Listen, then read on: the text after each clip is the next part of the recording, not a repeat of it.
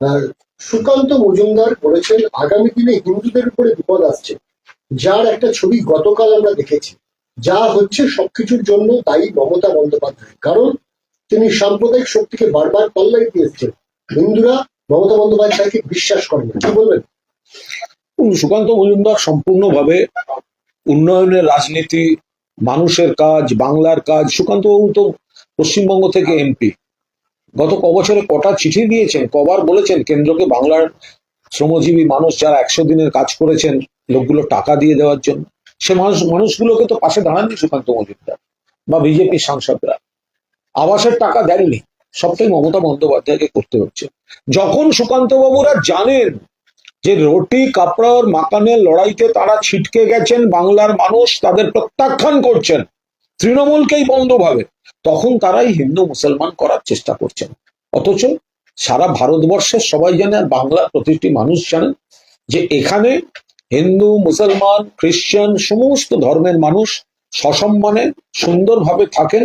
আর BJP vote পলিটিক্সের জন্য, সুকান্ত বাবু আপনি বলছেন কোন কৈফিয়ত দেবেন? দিল্লিতে আপনাদের বন্ধুদের অফিসের পার্কিং এ, গাড়ির পার্কিং এর জন্য শতাব্দী প্রাচীন মন্দির, সেটা আপনারা বুলডোজার দিয়ে গুঁড়িয়ে দিলেন। ভগবান মহাদেবকে শিকল দিয়ে তুলে নিয়ে যাওয়া, ওটা হাহাকার করছে হিন্দু ভক্তরা, আর আপনারা হিন্দু প্রেমী দেখাচ্ছেন এখানে।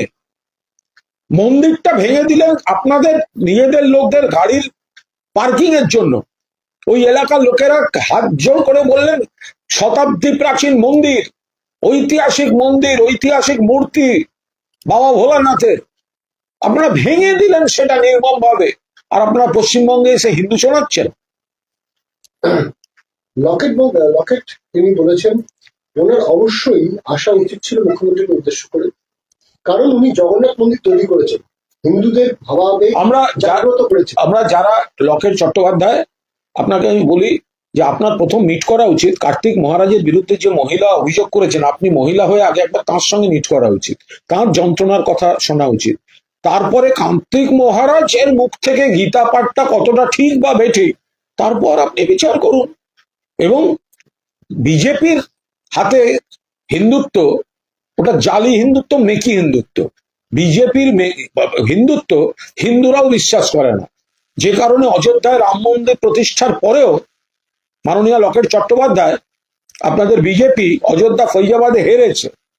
লকেট চট্টোপাধ্যায় তারপর যান না দিল্লিতে, যেখানে আপনাদের বন্ধুদের একটা বাড়ির পার্কিং স্পেসের জন্য শতাব্দী প্রাচীন শিব মন্দির ভেঙে দেওয়া হলো, ভগবান শিবকে শিকল বেঁধে তুলে নিয়ে চলে যাওয়া হলো। মানুষ তো কাঁদছেন ওখানে। কাদের হিন্দুত্ব শেখাচ্ছে? কেন মুখ্যমন্ত্রী যাবেন? মুখ্যমন্ত্রী হিন্দু বা মুখ্যমন্ত্রী অমুক দেখাতে গেলে বিজেপির ইভেন্টে যেতে হবে নাকি? বিজেপির এইসব লাপালাপি ভোটের আগে হয়, বাকি রেজাল্টটা বেরোতে দিন, দেখবো বিজেপি কোথায় থাকে। বেশ কয়েকজন সাধু সন্ন্যাসী আজকে এই 5 লক্ষের গীতা পাঠে, 5 লক্ষ কণ্ঠের গীতা পাঠে বলেছেন যে ভারতবর্ষ একটি হিন্দু রাষ্ট্র তৈরি হবে, এখানেও পশ্চিমবঙ্গের পরিবর্তন অবশ্যম্ভাবী, কি বললেন? দেখুন, সাধু সন্ন্যাসী তাদের আমরা নিশ্চিতভাবে শ্রদ্ধা সম্মান করে থাকি, কিন্তু পলিটিক্যাল সন্ন্যাসীদের ক্ষেত্রে একটা কিরকম অন্য গন্ধ পাওয়া যায়। তো সুতরাং সাধারণ সন্ন্যাসী যারা আর রাজনৈতিক সন্ন্যাসী যারা, তো তাদের তো থাকবে। এখন কে এসছেন, কজন সত্যিকারের সন্ন্যাসী এসছেন, কজনের জন্য আবার লকেট চট্টোপাধ্যায় ফিল্ম ইন্ডাস্ট্রিতে জড়িত মেকআপ ম্যান ফ্যান দিয়ে সন্ন্যাসী বানিয়েছেন, সেগুলো তো সব খতিয়ে দেখতে হবে। বিজেপি রাজ্য সভাপতিও বলেছেন যে মানুষ সিদ্ধান্ত নিয়ে ফেলেছে, এই সরকারকে একদিনও চাইছে না, এই সরকারকে রুখে দেবে। শ্রমিক ভট্টাচার্য বলছেন যে মানুষ এই সরকারকে আর চাইছে না, এই সরকারকে এখানকার মানুষই রুখে দেবে, কি বলবেন? এবং শ্রমিক ভট্টাচার্য নিশ্চিতভাবে জানেন যে তাঁর দলের একটা ভরাডুবি হচ্ছে, কিন্তু গোটাটা তার হাতে নেই। তার কারণ তিনি চেষ্টা করছেন আদি বিজেপি, পুরনো বিজেপি, অপমানিত বিজেপি, উপেক্ষিত বিজেপি, বঞ্চিত বিজেপি, প্রতিহিংসার শিকার বিজেপি, তাদেরকে একটু 2-4 জনকে একটু জায়গা দেয়া। কিন্তু দলটা হাইজ্যাক্ট হয়ে গেছে, তৎকাল বিজেপির হাতে হাইজ্যাক্ট হয়ে গেছে। ফলে শ্রমিক ভট্টাচার্য তার যেটুকু বলতে হয় তিনি শুধু সেইটুকু বলছেন। শ্রমিক ভট্টাচার্য জানেন তার দল 30 থেকে 40 ক্রস করবে না। হুমায়ুন কবির তিনি বলেছেন যে আজকে সিপিএম কংগ্রেসকে আহ্বান জানিয়েছেন যে তারা 26-এর নির্বাচন জোট বেঁধে তৃণমূল এবং বিজেপির বিরুদ্ধে লড়াই করার জন্য। দেখুন, হুমায়ুন কবির কাদের জোট বাঁধার আহ্বান জানিয়েছেন তাদের বিষয়, কিন্তু জোটের সংখ্যাটা একবার ভেবেছেন? যে হুমায়ুন কবির সিপিএম কে বলেছেন আসুন জোট বাঁধি, কোন সংখ্যার সঙ্গে জোট বাঁধলেন? কংগ্রেসের সঙ্গে বলেছেন আসুন জোট বাঁধি, কোন সংখ্যার সঙ্গে জোট বাঁধলেন? ওই ভোটগুলো তো ওই কটা ভোট একই জায়গায় ঘুরপাক খাবে, কিন্তু সেটা জামানত জব্দ অথবা তার ঠিক উপরে সব ওই ওদের মিলিত ভোটটা। যারা শান্তিতে থাকতে চান, সম্প্রীতিতে থাকতে চান, উন্নয়ন চান, কন্যাশ্রী চান, লক্ষ্মীর ভান্ডার চান, স্বাস্থ্য সাথী চান, উন্নয়ন চান, তারা তৃণমূল কংগ্রেসকে, মমতা বন্দ্যোপাধ্যায়ের প্রার্থীদের ভোট দেবেন। এর পরের যে কটি ভোট পড়ে থাকবে তারা কাদের মধ্যে ভাগ করে নেবেন সে তাদের ব্যাপার। শাখাগোর সরকার তড়িঘড়ি রাম মন্দিরের ভিত্তি করেছেন গতকাল এবং শিলান্যাস করেছেন শনিবার যখন হুমায়ুন কবির বাবরি মসজিদে অনুষ্ঠান করছেন তখন। এটা কি প্রতিযোগিতা যে কেউ বাবরের নামে? আমরা তো আবার ওই জন্য বলছি, যেহেতু বাংলায় মমতা বন্দ্যোপাধ্যায়ের নেতৃত্বে তৃণমূল কংগ্রেসের সরকারের উন্নয়ন মডেলটাই মানুষ গ্রহণ করছেন, ফলে উন্নয়নের এই প্রতিযোগিতায় মমতা বন্দ্যোপাধ্যায়কে হারানো যাবে না, সেটা বুঝতে পেরে ওপরের দিল্লির লোকেরা একটা পুতুল খেলার মঞ্চ তৈরি করেছেন। পুতুল খেলা, ধর্মের বিষাক্ত আফিং নিয়ে পুতুল খেলা। আমরা মন্দির, মসজিদ, গির্জা, গীতা, কুরআন, বাইবেল, কারুর গ্রন্থ সাহেব কারুর বিরোধী নই, মানুষ তো ধর্ম পালন করবেন, যার যা ধর্ম পালন করবেন। কিন্তু ওই দিল্লির যারা পুতুলের সুতো টানছেন তারা এক পক্ষকে দিয়ে উগ্র হিন্দু মার্কেটিং আর কিছু মুখোশ তৈরি করছেন যারা উগ্র মুসলিম কথা বলে কিছু মুসলমানকে বিভ্রান্ত করার চেষ্টা করবেন। এই গোটাটাই সুতোটা টানবে কিন্তু ভারতীয় জনতা পার্টি ভোট ভাগাভাগির খেলায়। এটা বাংলার মানুষ বুঝে যাচ্ছে। কড়া রিয়াকশন লাগবে।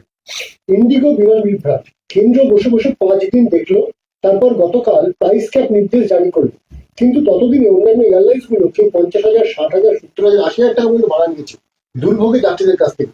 তখন কেন্দ্র কিছু করেনি, কি বলবেন?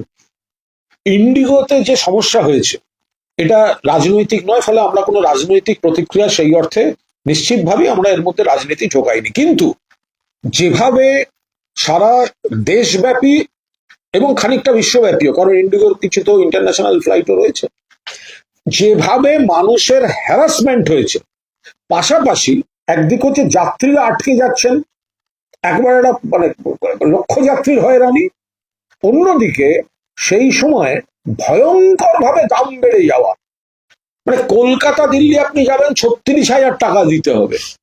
মানে এই যে একটা বিপুল টাকা তুলে নেওয়া হলো, কোটি টাকার একটা গল্প হয়ে গেল, কোটি কোটি টাকার গল্প হয়ে গেল।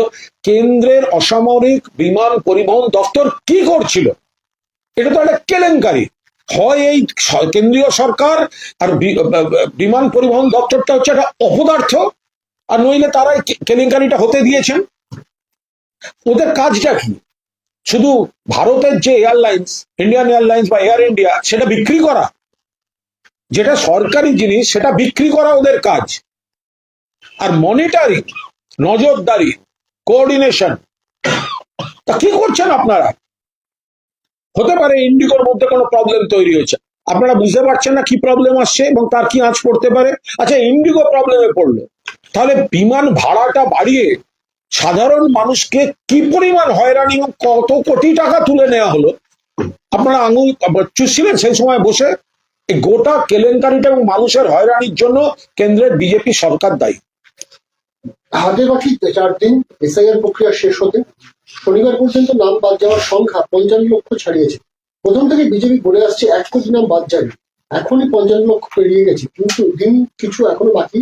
1.5 লক্ষ সংখ্যাটা বেড়েছে। তৃণমূলের ভোটার সংখ্যায় প্রভাব ফেলবে? 1 কোটি হবে বলে তো কোনোভাবেই মনে হয় না, কিন্তু এখনো আমরা একটাই শুধু বলবো, বিজেপিকে ওই 1 কোটি রোহিঙ্গা কোথায় গেল? এই যে গল্পের গরু দিয়ে একটা ক্যাম্পেইন হলো, 1 কোটি রোহিঙ্গা ঢুকে আছে, লাখে লাখে রোহিঙ্গা, 1 কোটি রোহিঙ্গা আছে, কোথায় তারা? আপনাদের জাতীয় নির্বাচন কমিশন খুঁজে বার করতে পারলো না? গ্রামকে গ্রাম, শহরকে শহর নাকি সব ফাঁকা হয়ে গেল, সব বাংলাদেশে চলে গেল, এসব গাল গল্প বিজেপি ছড়ালো আর কিছু লোক বিশ্বাস করলো। আমরা তো বারবার বলছি কিছু নাম তো বাদ যাবে, এত বছর পর এসআইআর হচ্ছে। ফলে যারা মৃত বা যাদের নাম দুবার কোথাও আছে, আমরাই তো বলছি, মমতা বন্দ্যোপাধ্যায় তো বলছেন অন্য রাজ্যের ভোটার লিস্ট কপি পেস্ট করা হয়েছে আমাদের এখানে, সেসব হটাও। তো ফলে এগুলো থেকে তো একটা স্বাভাবিক নিয়মে কিছু নাম বাদ যাবে। আর বিজেপি তার আগে তার উপর রাজনৈতিক চাপ সৃষ্টি করে আঙুল তুলে বলে যাচ্ছিল এত কোটি বাদ দেব, বাংলাদেশে পাঠিয়ে দেব, 1 কোটি রোহিঙ্গা, লাখ লাখ রোহিঙ্গা, সে কোথায় এসব গল্প কথা। আমরা আবার বলছি, এসআইআর এই অল্প সময়ের মধ্যে করাটা একটা হঠকারী সিদ্ধান্ত, আরো সময় দিয়ে সুষ্ঠুভাবে করা যেত। কিন্তু দিনের শেষে যেটাই হবে, যারা ভোটার তারা তৃণমূল কংগ্রেসকে ভোট দেবেন। যে বিজেপি বিএলএ 2 খুঁজে পায় না বুথে, তাদের আবার বড় বড় কথা।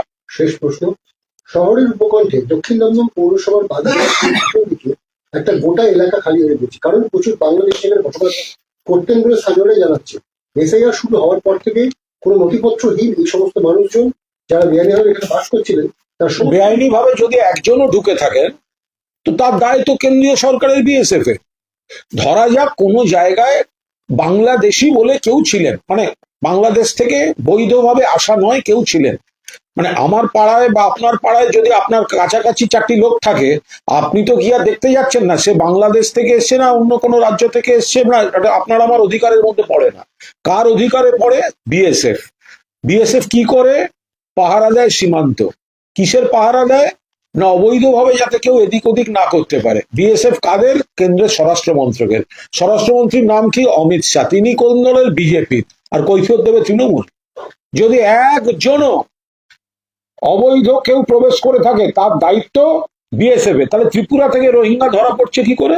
ত্রিপুরা থেকে অনুপ্রবেশকারী ধরা পড়ছে কি করে? ওখানে তো দুটো সরকারই আপনাদের, কারণ ওখানেও বিএসএফ কোথাও কোথাও ফেল করেছে। তাই যেখানে বিজেপি নেতৃত্ব ছিলেন, কিভাবে দেখছেন গীতা পাঠ?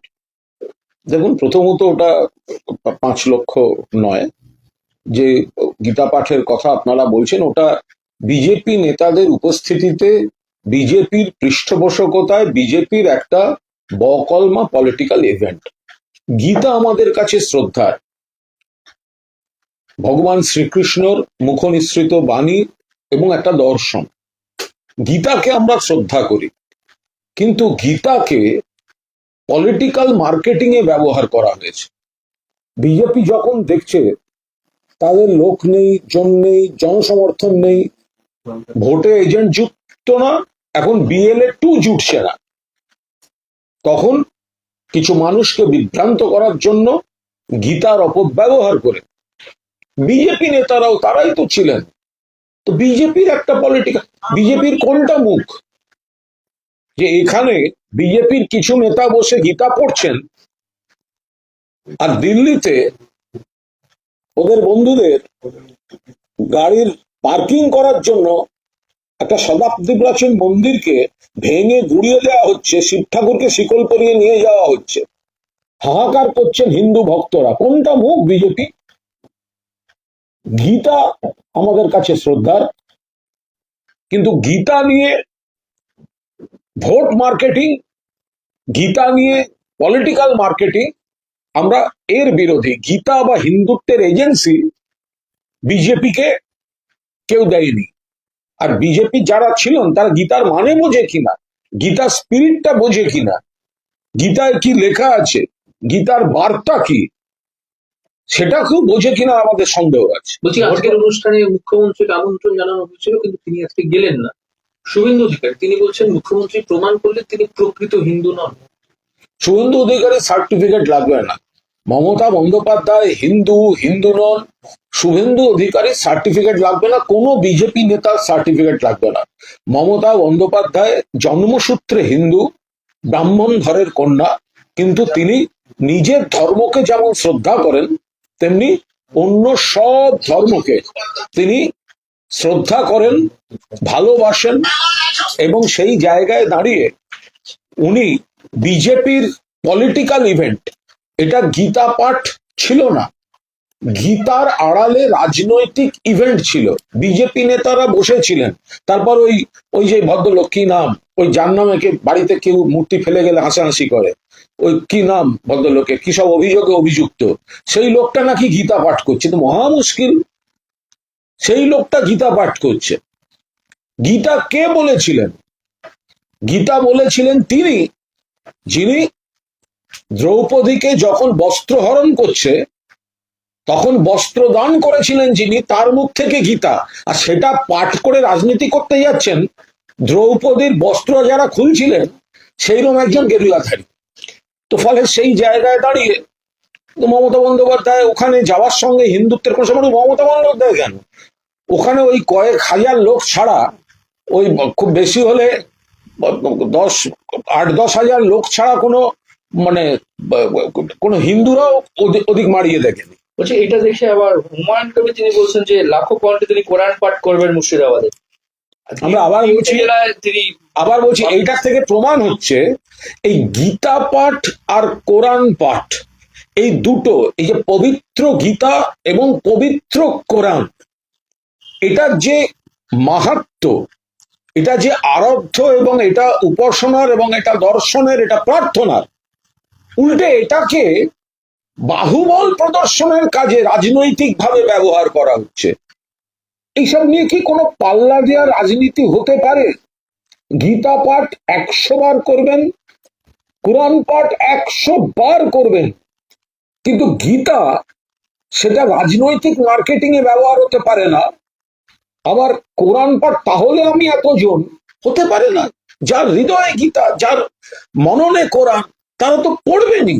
আমি আবার বলছি, রুটি কাপড়া মাখান আর বাংলার প্রতি বিজেপির যে বঞ্চনা, প্রতিহিংসা, এত টাকা বাংলার আটকে রেখেছে, 2 লক্ষ কোটি টাকা আটকে রেখেছে, বাংলা ভাষাকে অপমান করছে, বাংলা ভাষীকে অপমান করছে, বাংলাদেশে পাঠিয়ে, এই গোটা ঘটনা থেকে নজর ঘোরাতে কিছু মুখ আর কিছু মুখোশকে ধর্মের নামে রেশারেশিতে সুতোটা নাড়ছে, এগুলো পুতুল নাচ, সুতো নাড়ছে বিজেপি, নজর ঘোরাচ্ছে। আসল ইস্যু যেগুলো, বাংলার ইস্যু যেগুলো, বাংলার প্রাপ্য, বাংলার প্রতি বঞ্চনা, বাংলার অধিকারকে বঞ্চিত করছে, বাঙালিকে বঞ্চিত করছে, সোনালী বিবিদের বাংলাদেশে পাঠিয়ে দিচ্ছে। ফলে এর থেকে নজর ঘোরাতে উন্নয়নের কথা মমতা বন্দ্যোপাধ্যায় বলছেন, বিজেপি বৈষম্য প্রতিহিংসার কথা বলছে, এর থেকে নজর ঘোরাতে তারা ধর্মে ধর্মে বিভেদ করিয়ে নজরটা ওদিকে ঘোরাচ্ছেন। সাবধান থাকুন, সতর্ক থাকুন। আপনি গীতা পড়তে চান 100 বার পড়ুন, আপনি কোরআন পড়বেন, আপনি বাইবেল পড়বেন, আপনি গ্রন্থ সাহেব পড়বেন, আমি 100 বার পড়বেন। যার যার ধর্ম সেখানে সেই উপাসনা গ্রন্থ পড়বেন, কিন্তু সেটা রাজনৈতিক টক্করের হাতিয়ার এগুলো হতে পারে না। আর এটা তারা করাচ্ছে, পুতুল নাচ, সামনে কয়েকটা পুতুল আপনার নজর ঘোরাচ্ছে, ইস্যু ঘোরাচ্ছে, পেছন থেকে সুতোর টান দিল্লি থেকে আসছে। বলছি আপনারা বলছিলেন যে হুমায়ুনের সঙ্গে বিজেপি হাত হয়েছে, পেছন থেকে চক্রান্ত হচ্ছে বিজেপি। আজকে হুমায়ুন কবির পরিষ্কার করেছে যে তিনি ওয়াইসি কে দাদা বলছেন, বড় দাদা বলছেন, মিমের সঙ্গে সমঝোতা করে ভোটে লড়বেন, 135টি আসনে প্রার্থী দেবেন, কম করে 90টা সিট। এই নিয়ে কোনো মন্তব্য আলাদা করে করবো না। সারা বাংলা বুঝতে পারছে, সারা ভারত বুঝতে পেরেছে যে বিজেপিকে এগোতে গেলে বিজেপি তো পারছে না। হিন্দুরাও সবাই বিজেপিকে সমর্থন করেন না, সংখ্যাগরিষ্ঠ হিন্দু বিজেপিকে সমর্থন করেন না। তাহলে ওদের মুসলমান বা অন্য ভোট ভাগ করতে হবে। সেই ভাগ করার জন্য সেটা তো বিজেপি পারবে না। তাহলে বিজেপিরই পৃষ্ঠপোষকতায় এমন কিছু কিছু সব মুখোশ তৈরি থাকবে যারা মুখে ভাব দেখাবে অ্যান্টি বিজেপি, কিন্তু তারা ভোট কেটে আখেরে বিজেপির কিভাবে সুবিধা করতে পারেন সেটাও বিজেপি ঠিক করে দেয়। ফলে ভোট কাটার জন্য, বিজেপি বিরোধী ভোট ভাগ করার জন্য কিছু মুখোশধারী সংগঠনকে বিজেপি বিরোধী সাজিয়ে বাজারে ছেড়ে রাখাটাও বিজেপির একটা খেলা। আমি বিধায়ক পদ কেন ছাড়বো, ইস্তফা দেবো কেন? জনগণ আমাকে চাইছে, কারণ এখানকার সাংসদ ইউসুফ পাঠান তো আসে না, তাই আমাকে সবকিছু দেখতে হয়। তো সব দেখতে আপনি নিশ্চিতভাবে দেখবেন। এখন বিধায়ক পদ ছাড়বেন কি ছাড়বেন না তার ব্যাপার, কিন্তু বিধায়ক পদটা হয়েছিল তিনি মমতা বন্দ্যোপাধ্যায় দলের সিম্বলে, প্রতীকে, নমিনেশনে। মানুষ মমতা বন্দ্যোপাধ্যায়কে মুখ্যমন্ত্রী চেয়ে তার প্রার্থীদের ভোট দিয়েছিলেন। মানুষ মমতা বন্দ্যোপাধ্যায়কে মুখ্যমন্ত্রী চেয়ে ভোট দিয়েছিলেন। আর বিধায়ক ছাড়া মানুষের কাজ করা যায় না, এটা বোধহয় কোনো যুক্তিগ্রাহ্য কোনো কথা হতে পারে না। ছাড়বেন কি ছাড়বেন না তার বিষয়, এবার মানুষ কোনটা ভাববেন সেটা মানুষের বিষয়। অন্যদিকে তিনি বলছেন যে ববি হাকিমকে চ্যালেঞ্জ করছেন যে কোর্টে হারাবেন ববি হাকিমকে, আর যদি ববি হাকিমের ক্ষমতা থাকে তাহলে রেজিনগর বা বেলডাঙ্গায় দাঁড়ায়। তাহলে ওনারও যদি ক্ষমতা থাকে উনি এসে ববিদার কনস্টিটিউয়েন্সিতে দাঁড়ান। এগুলো তো সব বোকা বোকা কথাবার্তা। যদি ওনার মানে ওখানে এসে ববিদা যেখানে দাঁড়ান তাহলে সেখানে এসে দাঁড়ান। আমি এই নিয়ে কোনো, ওনারা তরজা চাইছেন প্রাসঙ্গিকতায় থাকতে, সেই জন্য কখনো মাননীয় মুখ্যমন্ত্রী কখনো ফিরহাদ হাকিম তাদেরকে সমালোচনা করছেন। তরজা চাইছেন, তরজা না থাকলে প্রাসঙ্গিকতায় থাকতে পারবেন না। ভোটটা আসতে দিন না, দেখা যাবে তারপর। হুমায়ুন বলছেন যে সিপিএম এর নেতারা যোগাযোগ করছেন, তার দাবি মুর্শিদাবাদে 22টা সিটের মধ্যে 10টা কংগ্রেসকে ছাড়বো, 4টে সিপিএম, আইএসএফ। সবাই সব মিলে মিশেও যেটা হবে, তারপরেও দেখা যাবে তৃণমূল কংগ্রেস জিতছে। তো সিপিএম কে ছাড়বো মানে এটা কি? শূন্যকে ধরা, শূন্যকে ছাড়া। এখন কেউ যদি নিজের গুরুত্ব বাড়াতে যায়, প্রথমে একটা কথা বলুন, যিনি বাবরি মসজিদ করতে চাইছেন তিনি বিজেপিতে গেছিলেন কি করে?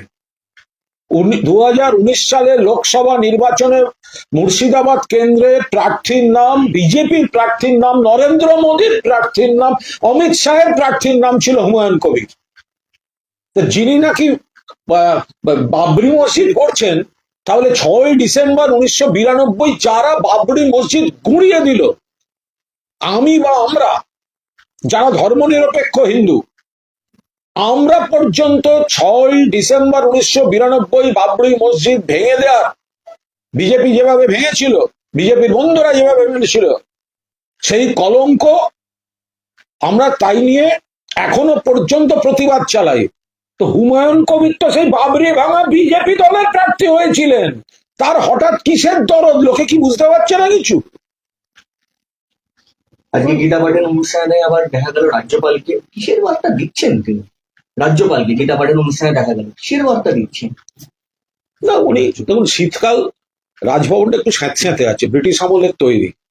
ব্রিগেডের দিকে রোদ্দুর ফদ্দুর কেউ বলেছিল ওনাকে, ওই জায়গাটা গেলে একটু রোদ্দুর পোয়ানো যাবে, হ্যাঁ, তো উনি সেই জন্য রোদ্দুর পোয়াতে গেছিলেন। এমনি আমার মনে হয় না এর বাইরে ওর কোনো রাজনৈতিক তাৎপর্য আছে। রাজ্যপাল বলছেন যারা আবার এও বলতে পারে অনেকে ওখানে ঘোড়ায় চড়ার একটা সিস্টেম আছে। রাজ্যপাল বলেছেন যে যারা হত্যাকারী এবং দুর্নীতিগ্রস্ত তাদেরকে আমি জানাতে চাই, বাংলা যে কর্মা করার জন্য তৈরি আছে, অস্ত্র আমাদের কাছে আছে, মানুষের শক্তি আছে, শত্রু আমাদের সামনে, পশ্চিমবঙ্গ ধর্মীয় অ্যারোগেন্স শেষ করার জন্য প্রস্তুত আছে। আমরা তো একই কথা বলছি, আমরা তো সেই কথাই বলছি যে পশ্চিমবঙ্গ উন্নয়নের স্রোতে আছে, পশ্চিমবঙ্গে উন্নয়নে বিশ্বাসী, সম্প্রীতিতে বিশ্বাসী, সংহতিতে বিশ্বাসী। যেখানে যারা ধর্মীয় উন্মাদনা মানুষের ভেদাভেদের জন্য তৈরি করে, আমরা তার বিরোধী, বাংলা তার বিরোধী। তো রাজ্যপালের বক্তব্য যদি এই বক্তব্যের সঙ্গে সামঞ্জস্যপূর্ণ হয় হবে, আর রাজ্যপাল যদি কোনো রাজনৈতিক পক্ষপাত দুষ্টভাবে আমাদের কোনো বিরোধী পক্ষের সুরে সুর মেলাতে যান, তাহলে ভোটের পর দেখবেন, অতীতেও যেমন দেখেছেন, ভোটের পর দেখা যাবে যে তার কথা, তার চিন্তা, তার ভাবনা আর বাংলার মানুষের ভাবনা দুটো আলাদা। বলছি আপনাদের মালদা জেলার সভাপতি তিনি আবারও, আমি আর একবার বলে রাখি আপনাদের, মানে আমি জানি না, আমি দু একটি চ্যানেলে দেখেছি যে হুমায়ুন কবির, মাননীয় মুর্শিদাবাদ জেলার বিধায়ক, তো হুমায়ুন কবির কাল সাংবাদিকদের সামনে দেখলাম বলেছেন আমায় ঠিক চিনতে পারছেন না, গোছের একটা ভাব করেছেন, কুণাল ঘোষের মুখপাত্র না কে, ইত্যাদি ইত্যাদি। আমি আপনাদের সামনে একটু বলে রাখি যে হুমায়ুন কবির, ওর ফোন নাম্বারটা আমার কাছে সেভ ছিল না। হুমায়ুন কবির আমার সঙ্গে যোগাযোগ করেছিলেন কিছুকাল আগে, তিনি আমার সঙ্গে দেখা করতে চান এবং সে মানে দুরন্ত ভাষায় দেখা করতে চেয়েছেন। তো সেই দেখা করার পর উনি কিছু সমস্যার কথা বলেছিলেন এবং সেই সমস্যার সঙ্গে এই মন্দির মসজিদ এসবের কোনো সম্পর্ক নেই। উনি আমায় লিখেছিলেন, দাদা একটু দরকার ছিল, দেখা করা যাবে দাদা?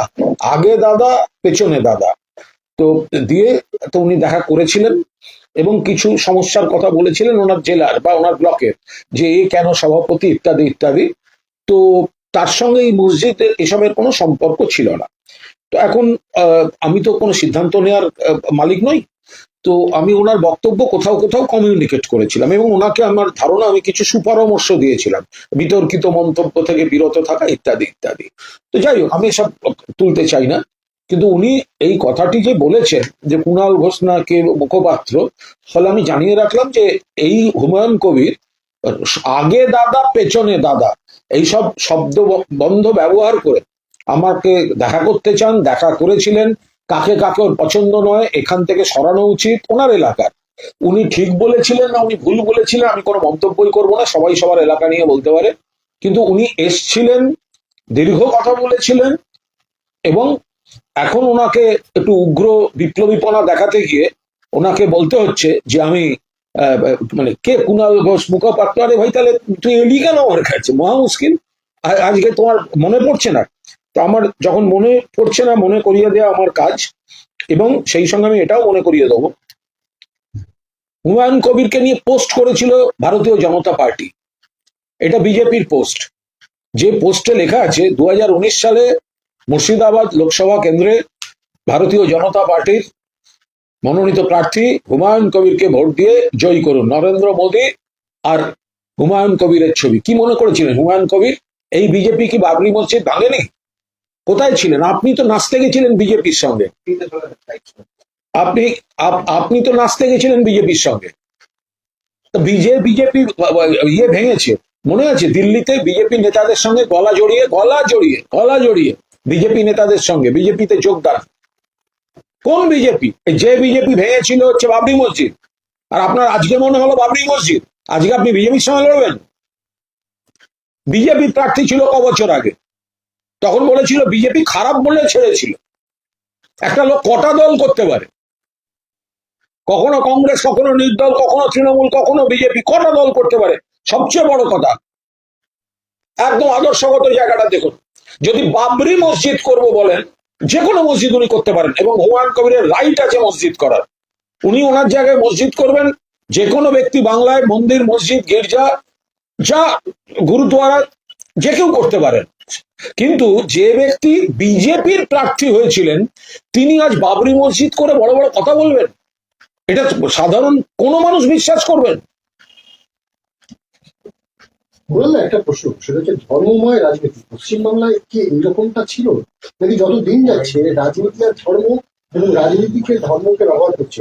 মন্দির, মসজিদ, গীতা পাঠ, কোরআন পাঠ সব মিলিয়ে 26 নির্বাচনের আগে বঙ্গ রাজনীতির বর্তমান অবস্থা সম্পর্কে কি বলবেন? দেখুন, এটা প্রথম কথা নতুন নয়। আজকে এত মিডিয়া, সোশ্যাল মিডিয়া বলে আপনি ভাইব্রেশনটা বুঝতে পারছেন। যখন অযোধ্যায় রাম মন্দির তৈরির প্রসেসটা চলছিল, মুলায়ম সিং যাদব যখন উত্তরপ্রদেশের মুখ্যমন্ত্রী, যখন লালকৃষ্ণ আদবানি রথযাত্রা করেছিলেন, বামফ্রন্ট সরকার এই বাংলার উপর দিয়ে রথ গেছিল, বামফ্রন্ট সরকার কিন্তু বাধা দেয়নি। পুরুলিয়ার ঝালদায় 2 জন মারা গেছিল, আদবানিকে রথ বাধা দিয়েছিল লালু প্রসাদ যাদব বিহারে। বাংলায় কিন্তু সিপিএম বাধা দেয়নি। এখান থেকে বহু কর সেবক গেছিলেন, বড়বাজার থেকে গেছিলেন 2 ভাই, উত্তরপ্রদেশে অযোধ্যার ওখানে গুলিতে মারা যান 2 জন। ফলে এখানে এই রথ, এখানে ওই এই যে ধর্মের বিষয়টা, এটা তো বিজেপি ছড়াচ্ছে। সেটা এখান থেকে উত্তরপ্রদেশে যাক বা উত্তরপ্রদেশ থেকে এখানে আসুক, ফলে এটা এমন ভাবার কোনো কারণ নেই যে এখন এখানে হঠাৎ কিছু একটা হচ্ছে।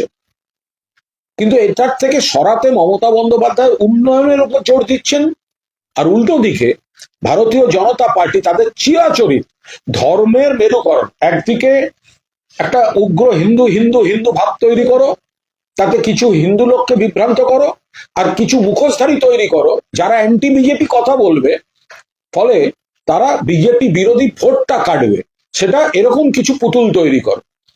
তো ফলে এই ধরনের খেলা খেলেছে। 2021-এ খেলতে গেছিল তৃণমূল ভাঙিয়ে, তৃণমূল থেকে বার করে, পরে দেখা গেল তাতে কাজ হলো না, আব কি বার 200 পার হলো না, হেরে গেল। উল্টে যাদেরকে চার্টার্ড ফ্লাইট পাঠিয়ে নিয়ে গেল তারা পরে মমতা দিকে বললো, দিদি ফ্লাইট চাই না, অটো পাঠান, ফিরে যাচ্ছি তৃণমূলে। তো এবার সেই জন্য ওই উগ্র হিন্দু বলে একটা নিজেদের গ্রুপকে দম দেওয়া, আর কিছু বিজেপি বিরোধী বলে মুসলিম সমাজ বা বিরোধীদের যারা দলগুলি রয়েছে সেগুলোকে কাছাকাছি আনার জন্য, তারা বিভ্রান্ত করার জন্য কয়েকজনকে তৈরি করা। এই খেলাটা বিজেপি খেলছে, বাংলার মানুষ সেটা ধরে ফেলবেন। বলছি আপনার দলের মালদার সভাপতি বলছে শুভেন্দু অধিকারী হোক আর যেই হোক জেলায় ঢুকলে পা রাখতে দেবে না, বিরোধীদের মাথা ভেঙে দেবে দেখ, তা হয় নাকি? বলছেন আপনার। না না, ওটা কিসের পরিপ্রেক্ষিতে কিসে বলেছেন ওটা? লাগাতে উনি বলে বিজেপি যে খারাপ কথাগুলো বলছে ওখানে বিভিন্নভাবে গিয়ে এবং প্ররোচনা দিচ্ছে এবং কর্মীদের মনোবল ভাঙার চেষ্টা করছে, আমাদের খারাপ খারাপ কথা বলছে। তো সেগুলোকে কাউন্টার করতে গিয়ে কখন কে বিচ্ছিন্নভাবে কি বলছেন, তৃণমূল কোন রকম কোনো মানে হিংসায় বা পাল্টা হিংসায় তৃণমূল একদম বিশ্বাস করে। কুণাল দা, এই যে দলের সেকেন্ড ইন কমান্ড বা দলনেত্রী বারবার এত হুঁশিয়ারি দিচ্ছেন, তারপরে দেখা যাচ্ছে জেলায় বিভিন্ন জায়গায় তৃণমূলের গোষ্ঠীদ্বন্দ্ব, কোথাও হুমায়ুনের সঙ্গে অন্যান্য নেতারা, কিংবা কোথাও ধরুন অনুব্রত মন্ডল ভার্সেস কাজল শেখ, একের পর এক তৃণমূল নেতা খুন হচ্ছে, কোচবিহারেও উদাহরণ রবীন্দ্রনাথের গণ্ডগোল। না, একটা বড় পার্টি, এটা একটা বড় দল, রাজ্যব্যাপী দল। কোথাও কোথাও কারুর সঙ্গে এত মানুষ, এত সিনিয়র নেতা, এতগুলো প্রজন্মের নেতা একসঙ্গে থাকেন, কারুর সঙ্গে কিছু বিষয় মত পার্থক্য হতে পারে, কিন্তু যখন এটা নির্বাচনী ময়দানে দল নামে তখন কিন্তু মমতা বন্দ্যোপাধ্যায়কে সামনে রেখে, মমতাদির নেতৃত্বে, অভিষেকের সেনাপতিত্বে একটা পরিবারের মতো তৃণমূল কংগ্রেস লড়ে।